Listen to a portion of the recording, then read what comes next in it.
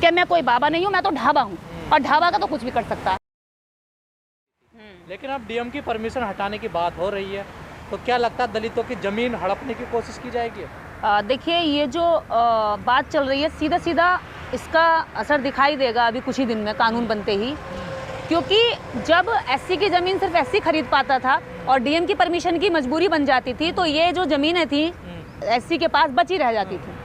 जो भी उनके पास थी, छोटी ज़्यादा जितना भी था उनके पास, एक ही चीज़ है, क्योंकि उनके पास व्यापार नहीं है, उनके पास बड़ी बड़ी नौकरियां हर घर में नहीं है, तो उनके पास ये ज़मीन ही उनकी रोजी रोटी का साधन है। और आगे उनके बढ़ने के, बच्चों की शादी ब्याह, हर काम वो अपनी ज़मीन के खेती पे ही करते हैं। तो इस ज़मीनों को हड़पने का जो इन्होंने रास्ता खोला है कि भूमाफिया इनको छीन लेंगे, और भूमाफिया पहले लठ के जोर पर छीनते थे, अब बंदूकों के जोर पर छीन लेंगे।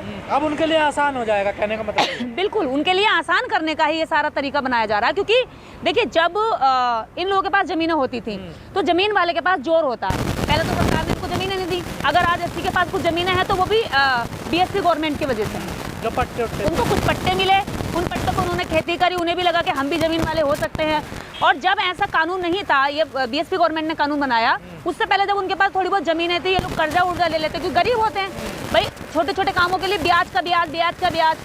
तो इस तरह से ब्याज का ब्याज बढ़ा करके इनके पास कर्जे का इतना ऊंचा लेवल कर देंगे कि ये कहेंगे साहब हम पे तो है नहीं, तो कहेंगे ला ज़मीन नाम करके, तो ज़मीन छीनने के रास्ते। मतलब जो 1-2 बीघा जमीन है वो सभी छीनने की कोशिश की जा रही है। सारी छीन ली जाएगी, उनको बिल्कुल ज़मीन विहीन कर दिया जाएगा, गुलाम बना लिया जाएगा, मजबूर कर दिया जाएगा कि वो अपनी बेटियों को, अपने घर को उनके कब्जे में कर दें। लेकिन ये जो अभी तक डीएम की परमिशन लेनी पड़ती थी, तो इससे क्या जमीन बच जाती? देखिए, इससे ज़मीन बचती थी, क्योंकि एससी की ज़मीन एससी खरीद पाता था। उसमें क्या होता था कि ये सारे एक जैसे ही हैं, कोई भी इतना तो है नहीं कि कोई भूमाफिया बन गया हो और छीन लेता हो।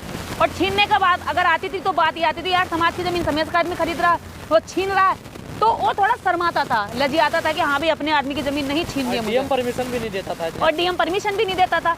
लेकिन आज जो है पूरी तरीके से खुली छूट हो जाएगी, और खुली छूट इतने उस पर होगी कि इन्हें मार के इन्हीं की ज़मीनों में गाड़ दिया जाएगा। आज भी होता है, आज भी उनकी ज़मीनें ले ली जाती हैं, किसी एससी आदमी को सर्टिफिकेट के तौर पर यूज़ कर लिया जाता है, पावर पूरी खुद के हाथ में रहती है, और आदमी उसी एससी कैटेगरी का ढूंढ लिया जाता है, उसी के नाम ट्रांसफर करवा के सारा बिल्डिंग उस पर अपने उस पर बनाई जाती है, कब्जे पर। तो ये चल रहा है, और छीनने का सबसे ज़्यादा जो ताकत लगा रही है। अगर ये प्रस्ताव पास हो जाता है और ये कानून आ जाता है, तो इससे तो रास्ता और साफ हो जाएगा माफियाओं के लिए। उनके लिए रास्ता साफ करके इनको पूरी तरीके से ज़मीनों से साफ कर देना चाहते हैं कि इन पर ना ज़मीन बचे, ना इन पर जोर बचे, ना हिम्मत बचे। क्योंकि ज़मीन के दम पर ही वो बेटियों की शादी कर लेते थे। ज़मीन के दम पर अगर बच्चे की नौकरी लगवानी हो इस घूसखोरी सरकार में, भ्रष्टाचारी सरकार में, तो ज़मीन बेचकर अपने बच्चे की नौकरी लगा लेते थे, ज़मीन बेचकर अपना घर बना लेते थे, छोटे छोटे टुकड़ों से वो अपनी खेती कर लेते थे, उसमें खेती करके अपने घर की रोजी रोटी चलाते थे, अपने बच्चों को फसल के दम पर ही अपना घर चलाते थे।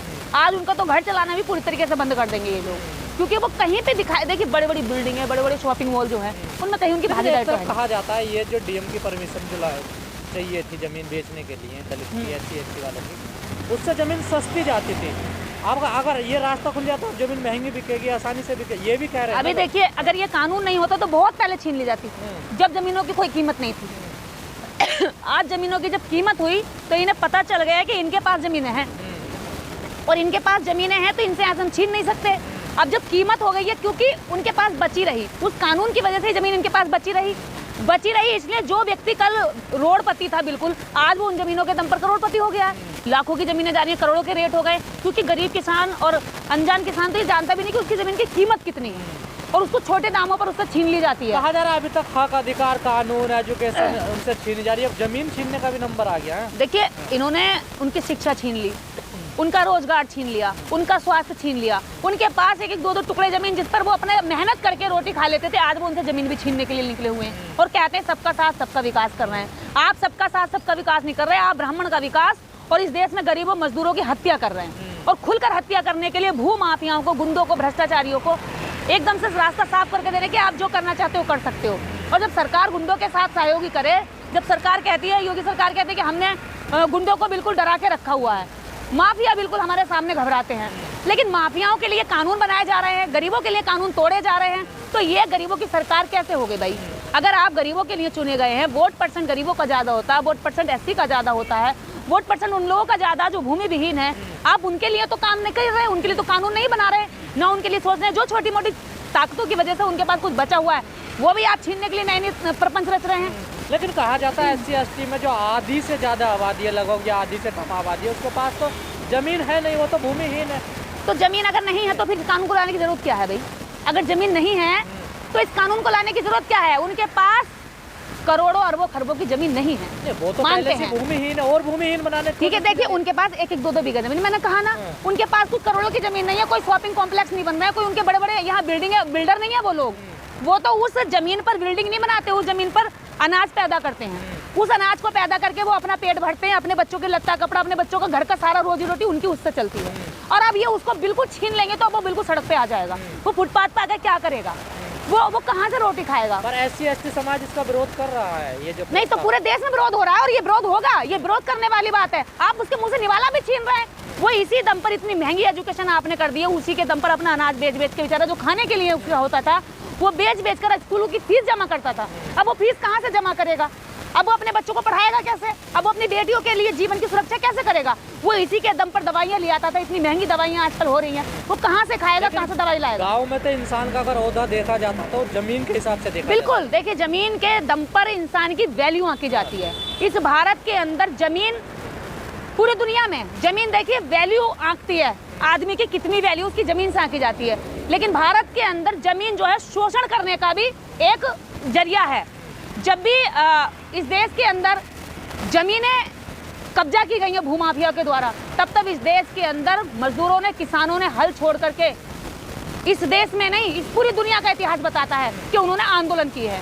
अगर आज ये कानून होता है और इस तरह से अगर ये काम चला जाता है तो देश के अंदर फिर से सारे दलित इकट्ठा होकर के फिर आंदोलन करेंगे। नहीं, आपको नहीं लगता अगर ये कानून आ जाता है ये तो इससे जो SC/ST की जमीन है वो चली जाएगी सारी, और जो पुराने जो शोषण का तरीका है वही जब जमीन चल जाएगी तो फिर उनके यहाँ काम करने में देखिए शोषण होगा। सरकार ने, हमने अभी कुछ सालों से एक मुहिम चला रखी है, हमें 5 किलो राशन नहीं 5 एकड़ जमीन चाहिए। आप मुफ्त का राशन आप रखो। हम मेहनत कश लोग हैं, इस देश की जो गरीब मजदूर जनता है वो फावड़ा चलाना जानती है, खेत में वो हल चलाना जानती है, वो गेहूं उगाना जानती है, धान उगाना जानती है, वो प्रकृति से हर कुछ उगाकर हिम्मत से पैदा करना जानती है। तो आप उनको 5 किलो राशन मत दो, ना उनको लंबे लंबे भाषण दो, आप उनको 5 एकड़ जमीन दे दो। और ये पिछले 2 साल से हम लोग मुहिम चला रहे हैं। इस बार 8 मार्च को पूरे देश भर के अंदर वॉइस ऑफ वुमेन्स के तहत हमने अपने बैनरों पर लिख करके ये कंटेंट और तब कार्यक्रम किया था, गांव-गांव में जाकर के पूरे उत्तर प्रदेश के अलग अलग जनपदों में। और ऐसे तो जो भूमाफिया है, अपर कास्ट है, वो जमीनें ले लेंगे SC वालों की और उनका शोषण करेंगे। अरे कैसे ले लेंगे? इनके बाप की हिम्मतें ले लेंगे। कानून जनता के लिए बनता है, जनता को नहीं पसंद क्यों बना रहे हैं? जबरदस्ती बना रहे हैं, कैसे ले लेंगे भाई? ऐसे तो कोई भी किसी की छीन लेगा। ऐसे कल को दूसरी सरकार आएगी, वो कह देगी कि भाई इनकी क्या कहते हैं, ब्राह्मणों की जमीनें छीन लो। नहीं, ये जो कानून था, ये जो पाबंदी थी DM की परमिशन लेने के लिए, ये जमीन ना बिकेगी ये तो था ना। ये देखिए कल को अगर सरकार मान लो अम्बेडकरवादियों की आ जाती है और वो भी कानून लगा ले कि ब्राह्मणों की, ठाकुरों की जमीन SC खरीदेगा, सिर्फ SC खरीदेगा, तो क्या ये सही होगा कानून? क्या इनसे छीनने का पूरा राइट मिलना चाहिए? क्या उन लोगों को जमीन विहीन करना चाहिए?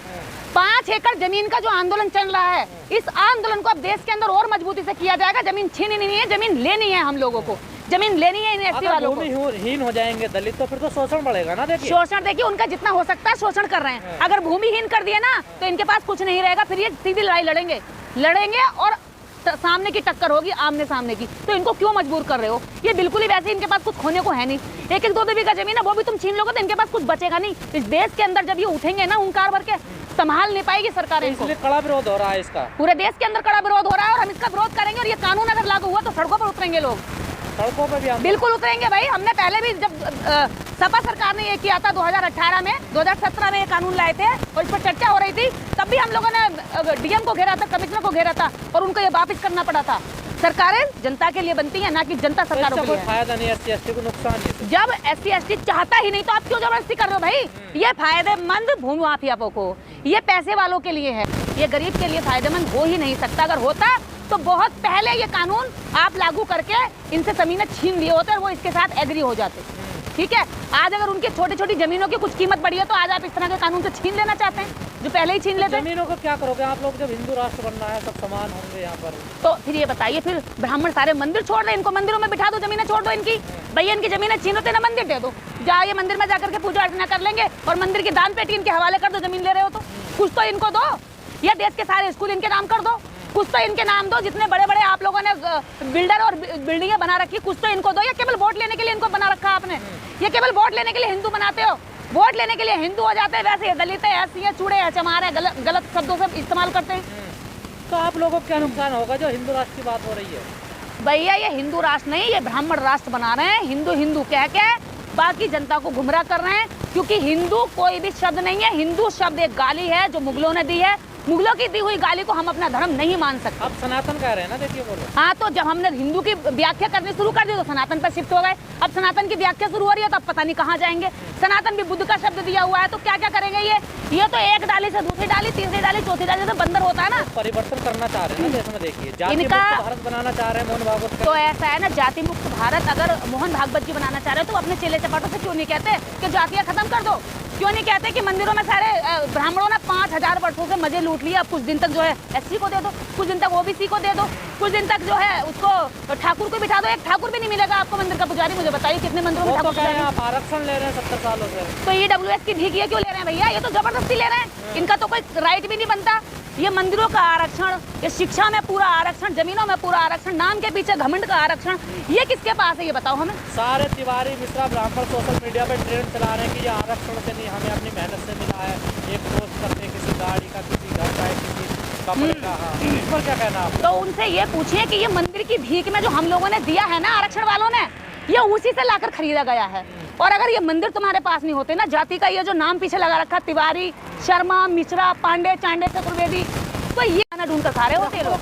दिक्कत है आरक्षण से? उनको इसीलिए दिक्कत है ना, उनको लगता है कि जो लोग हमारी पैरों में रहते थे, जूठन खाते थे, बाबूजी कहते थे, आज वो पढ़ लिख करके शिक्षित होकर के आरक्षण के दम पर, शिक्षा के और नौकरी के दम पर वो लोग हमारी बगल में मकान बना रहे हैं। जिनको हम झोपड़ी झुग्गियों में देखने सपना मानते थे, वो लोग हम जैसे अच्छे कपड़े पहन रहे हैं। जिनको हम ये सोचते थे फटे हमारे फेंके वो चिथड़े पहने, तो उनको ये लगता है कि जिन लोगों को हम अपने पैरों में रखते थे, जिन लोगों को ये सोचते थे कि ये तो बेचारा दया का पात्र है, आज वो अच्छा जीवन जी रहा है, आज अच्छी गाड़ी खरीद रहा है, अच्छे चश्मा पहन रहा है, अच्छी घड़ी पहन रहा है, तो इनको ये चिढ़ होती है, घृणा होती है, क्योंकि ये बराबरी से घबराते हैं। भाई आपने हजारों वर्ष उनको दबा कर रखा, कुछ तो इंसानियत लाओ अपने अंदर। आरक्षण खैरात है इन लोगों को मिली हुई, मेहनत हम कर रहे हैं और फायदा ये उठाए। हम आपको बताएं, आरक्षण कोई खैरात नहीं है और ना ही आरक्षण कोई जाति की वजह से दिया गया। ये एक अनुसूची बनी थी भारतीय संविधान में, ऐसी अनुसूची जो जाति मतलब सामाजिक व्यवस्था में सताए गए लोग थे।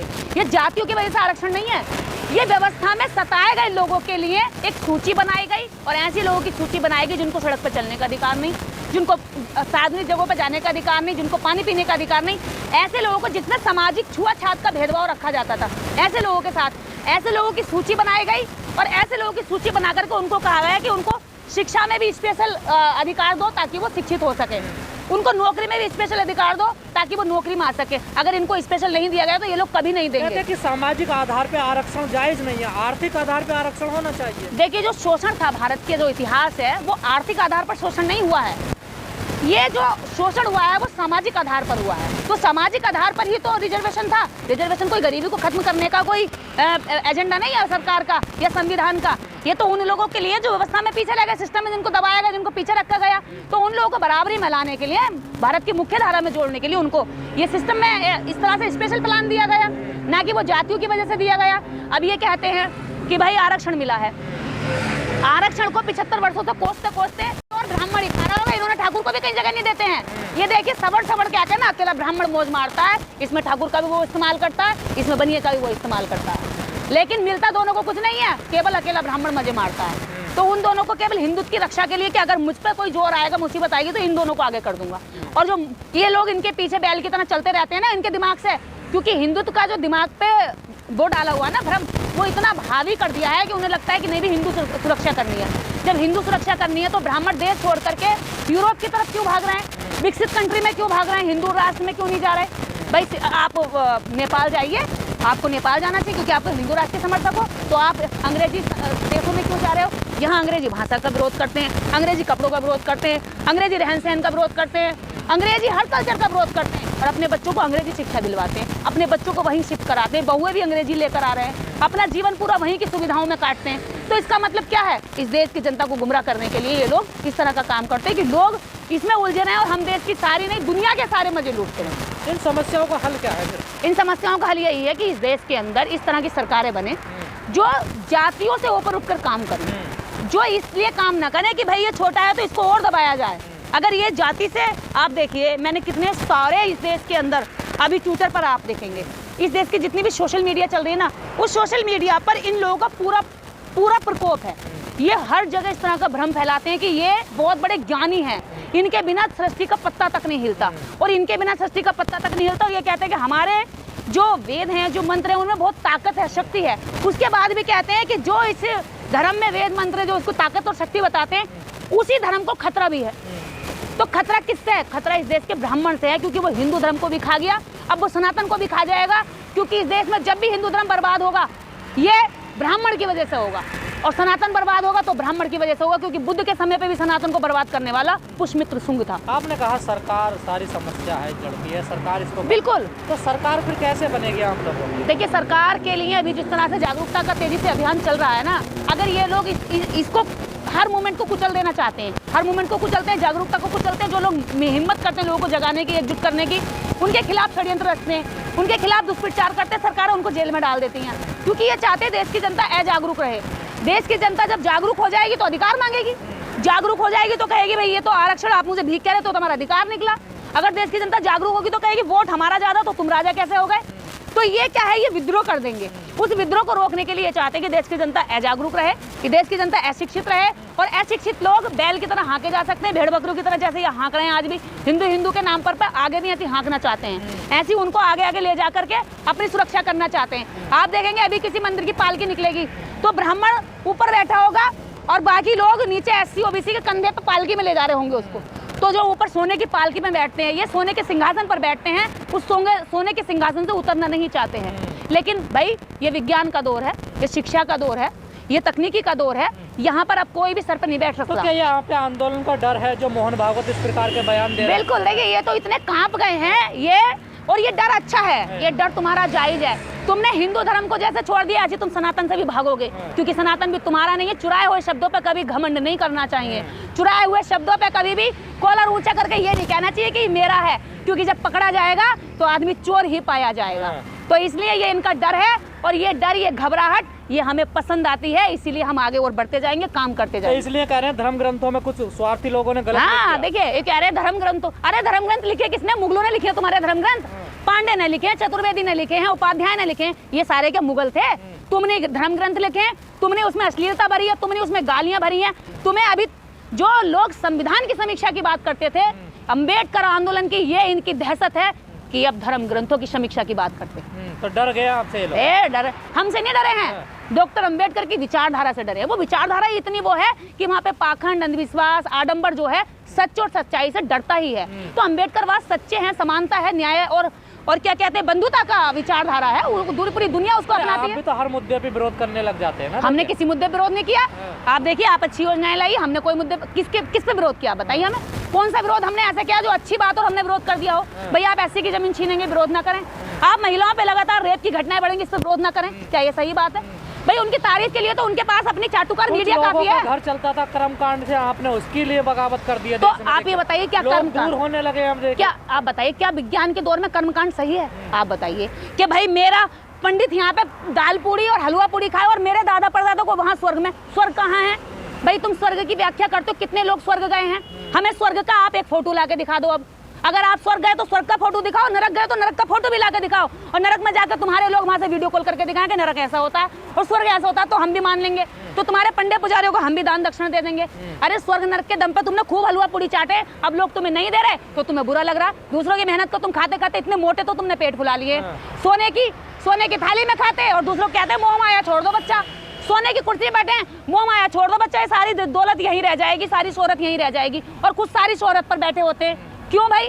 जब सारी दौलत शोहरत यहाँ रह जाएगी तो जाकर खेतों में मजदूरी करो, जाकर के खेतों में फावड़ा चलाओ, जाकर के सड़कों पे झाड़ू लगाओ, जाकर के सेवा करो गरीबों की, लेकिन नहीं करेंगे। आपने किसी भी ब्राह्मण को कभी देखा नहीं होगा किसी गरीब बस्ती में जाकर किसी बच्चों को पढ़ाते हुए, लेकिन मंदिर में जाकर के दान दक्षिणा के नाम पर हाथ देखकर, रेखा देखकर, भाग्य भविष्य देखकर जो है कितनी जगह लूट के अब खाते तो बाबा देखो। कह रहे हैं कि 4-4 बच्चे पैदा करो, 2 हिंदू राष्ट्र को दो, 2 राष्ट्र को दो। देखिए जो बाबा ये कह रहे हैं 4-4 बच्चे पैदा करो, इससे पूछो तूने कितने बच्चे पैदा किए हैं पहले तो तू 4 बच्चे पैदा कर।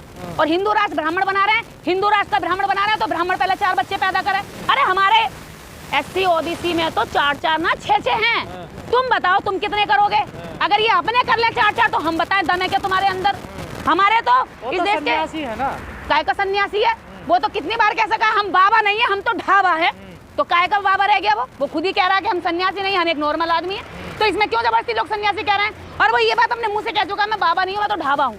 जब वो ढाबा है तो कल को कोर्ट में कह देगा साहब मैं तो बार बार कहता रहा मैं ढाबा हूँ, मैं बाबा नहीं है। तो जनता मेरे पीछे भागती रही, तो जनता मूर्ख है उसके पीछे भाग रही है, अपने आप स्वीकार कर रहा है जो बंदा। तो वो तो कल को कोर्ट में अगर उसके ऊपर कोई आपराधिक घटना का केस लगता भी है और अपराध करता भी है तो वो ये कह देगा जज साहब मैंने पहले कहा था जनता को आगे करते हुए कि मैं कोई बाबा नहीं हूँ, मैं तो ढाबा हूँ। और ढाबा का तो कुछ भी कर सकता है। चलिए।